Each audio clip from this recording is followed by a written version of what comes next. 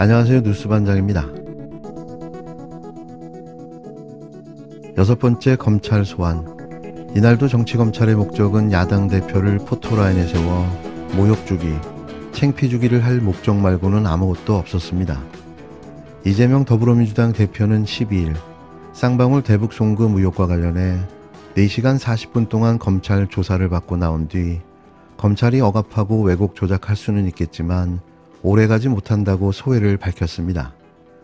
이 대표는 이날 오후 6시 20분께 조사를 마치고 수원지방검찰청을 나오며 오늘 왜 불렀는지 모르겠다. 역시 증거는 하나도 제시하지 못했다고 강조했는데요. 형식적 질문을 하기 위해 2차례나 소환해서 신문하는 것이 도저히 납득되지 않는다고도 지적했습니다. 그러면서 그럴 시간에 우리 국민들의 삶을 챙기는 게 훨씬 더 낫지 않겠냐 이런 생각이 든다고 쏘아붙였는데요. 이 대표는 아무리 검사가 집권했고 검찰이 지배하는 나라가 되었다고 해도 총칼로 사람을 고문해서 사건 조작하던 그것을 이제는 특수부검사들을 동원해서 사건 조작하는 걸로 바뀐 것밖에는 더 있겠냐라며 윤석열 독재 검찰공화국의 작태를 직격했습니다. 아울러 결국 사필 규정이다라며 잠시 억압하고 왜곡 조작할 수 있겠지만 오래가지 못한다라고 경고했습니다. 어떤 삶을 살아왔길래 10여 년 넘게 진행된 정치 탄압도 400번 가까운 압수수색도 6차례 진행된 검찰의 소환 조사도 그를 어찌하지 못했는데요. 대한민국에 이런 정치인이 있을까요? 내가 죄가 있다면 진짜 가루가 되어 없어졌을 것이다 라고 한 이재명 대표의 말이 생각납니다. 누가 뭐라 해도 다음 정부는 이재명 정부, 이재명 대통령이 될 텐데요. 윤석열과 정치검찰은 어떻게 하려고 이런 짓을 계속해 벌이는 걸까요? 이재명은 다를 겁니다. 절대로 관용도 사면도 없을 텐데요.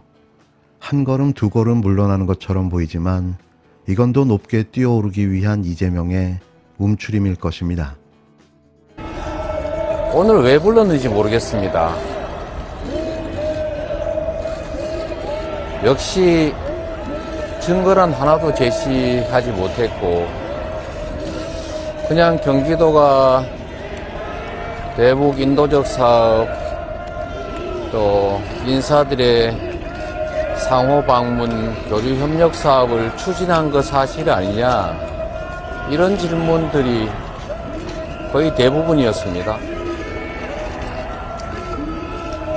그거야 이미 문서들에 다 나타나 있는 것인데 그런 형식적인 질문을 하기 위해서 2차례나 이렇게 소환해서 신문하는 게 도저히 납득이 되지 않습니다. 사실이 아니니 증거라는 게 있을 수가 없고 그러다 보니 의미 없는 문서 확인을 하거나 이런 걸로 이 아까운 시간을 다 보냈습니다. 이럴 시간에 우리 국민들의 삶을 챙기는 게 훨씬 더 낫지 않겠냐 이런 생각이 듭니다. 사람들은 먹고 살기 어려워서 생을 포기할까를 고민하고 버는 돈으로 빌린 돈 이자 갚기도 버거워서 고통에 시달리는데 국민이 맡긴 권력으로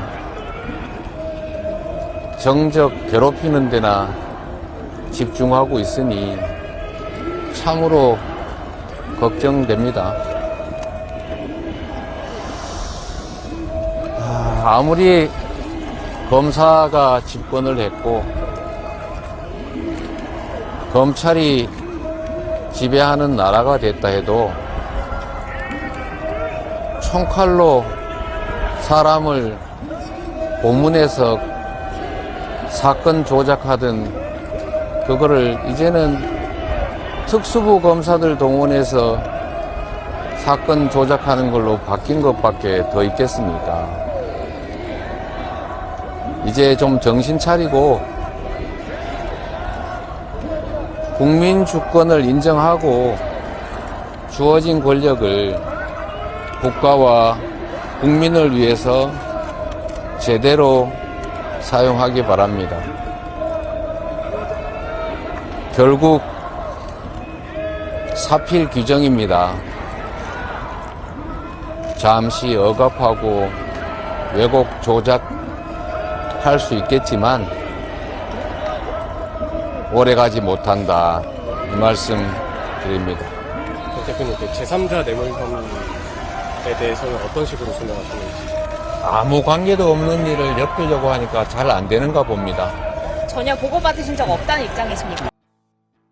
윤석열 대통령, 그가 구수끝 검사가 돼 배운 거라고는 불법과 편법, 온갖 비리와 범죄들을 조작하고 은폐하는 것이 전부였나 봅니다. 그것도 법을 배운 법 기술자답게도 법망의 허점을 이용해 교묘하게 징계와 처벌을 피해왔는데요. 명실상부한 법꾸라지에 민낯인 거죠. 이런 그의 모습이 자신에게 위기가 닥치자 또 빛을 발하고 있습니다. 어젯밤 방송된 MBC PD수첩, 최상병 죽음은 누구 책임인가, 해병대 수사 논란 편을 보셨나요? 일개 방송국도 이 정도의 취재와 조사로 실체적 진실을 밝히는데 국방부가, 정부가 이걸 은폐하고 숨긴다고요? 어쩌다가 나라가 이 지경이 됐는지 참 부끄럽고 쪽팔립니다. 야당이 탄핵안 발의를 예고한 이종섭 국방부 장관이 느닷없이 12일 사의를 밝혔는데요. 이르면 오늘 공식 사표를 제출할 것으로 보입니다. 야당은 해병대원 순직 수사에 외압이 있었다는 의혹을 규명하지 못하게 하려는 꼬리 자르기라고 반발했는데요. 누가 봐도 사건을 은폐하고 진실을 감추기 위한 전형적인 꼬리 자르기인 거죠. 국방부 관계자는 탄핵까지 가면 올스톱이니까 이 장관은 안보 공백이 심각하게 발생한 것에 대해 고민을 했다고 사퇴 배경을 설명했는데요. 해병대 차상병 수사 외압 의혹에 대한 책임을 묻겠다며 야당은 이 장관에 대한 탄핵을 추진하고 있었습니다. 탄핵안이 국회를 통과하면 대통령이 새 장관을 임명할 수 없어 수개월간 국방부 수장 자리가 공백이 되는데요. 대통령의 임명권을 제한하고 최상병 사건의 진실을 밝히는 게 탄핵의 목적이었던 거죠. 윤 대통령이 이미 국방부를 포함한 개각을 준비 중인 상황에서 서둘러서 이 장관의 사의를 수용하고 신임 국방부 장관을 임명함으로써 야당의 공세를 선제적으로 차단하겠다는 의도인데요. 이를 증명이라도 하듯 MBC 라디오 김종배의 시선 집중에 출연한 유상범 국힘당 수석 대변인은 장관이 탄핵 소추 전에 사표를 제출해서 사의가 되면 그 사실은 탄핵의 요건 자체가 없어져 버리니까 의미가 없어진다고 말했습니다. 이 장관의 사의 소식이 전해지자 야당은 일제히 강력 반발했는데요. 최상병 사건 수사 외압 의혹에 대한 진상이 밝혀지지 않았는데 해임이 아닌 사의는 진실을 덮으려는 수작이라고 맹 비판했습니다. 윤 대통령은 오늘 이 장관의 사의를 받아들여 새 장관 후보를 지명할 것으로 예상되는데요. 더 놀라운 건 새 국방부 장관으로 우리가 그렇게 우려하고 걱정했던 신원식 국힘당 의원이 내정됐다는 사실입니다. 하지만 어쩌죠? 현재 공수처에 고발된 상황인 만큼 수사를 앞두고 있는 이 장관 스스로 그만두는 것이 과연 타당한 것인가 하는 비판도 나오고 있는데요. 정확한 법리 해석이 필요한 부분이지만 공수처에 고발된 상황에서의 사의는 불가능하다는 의견도 있습니다. 관두고 싶다고 관둘 수 있는 게 아니라는 거죠. 장관직에서 물러나도 피의자 신분으로 계속 수사를 받게 된다는 얘기입니다. 이에 대해 군인권센터는 장관 교체 시도는 외압 의혹의 주요 증거를 인멸하는 행위라며 수사를 받아야 할 장관을 퇴임시키는 것은 국민을 우롱하는 것이라고 비판했는데요. 전형적인 꼬리 자르기. 이 정부가 할 수 있는 게, 아니 윤석열 대통령이 할 수 있는 게 이것밖에는 없는 거죠. 여태 그런 삶을 살아왔기 때문입니다. 이종섭 국방부 장관의 사의 표명은 외압의 몸통을 감추기 위한 은폐 작전입니다. 오늘 이종섭 국방부 장관이 사의를 표명했습니다. 국회 국방위에서 이 문제가 제기된 지 20일이 지나서야 뒤늦게 사실상 책임을 인정한 겁니다.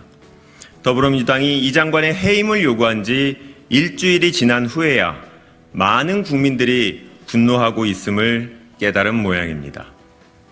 안보 공백을 막기 위한 사의 표명이라고 했지만 최상병 수사 외압 사실이 밝혀지자 최종적 책임자인 몸통을 감추기 위해 꼬리를 자르려는 작전의 일부로 보입니다. 며칠 전부터 윤석열 대통령이 국방부 장관을 교체할 전망이라는 보도가 나왔고 이 장관으로서는 사의 표명을 할 수밖에 없었을 겁니다. 그러나 아무런 반성을 하지 않는 사의는 끝이 아니라 진상규명의 시작일 뿐입니다.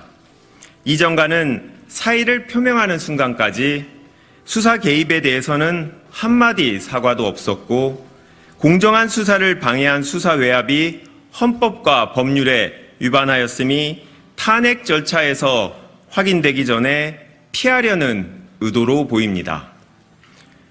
윤석열 대통령은 지금이라도 수사 외압의 문제를 분명히 지적하고 이 장관의 책임을 물어 해임해야 합니다. 공정한 수사를 막은 장관인데 검찰총장 출신 대통령이 아무 말도 없이 그냥 보내서는 안 됩니다. 더불어민주당은 이종섭 장관의 사의 표명과 무관하게 최상병 사건 수사 외압의 진상을 규명하고 관련자들에게 책임을 묻기 위해 노력을 계속하겠습니다.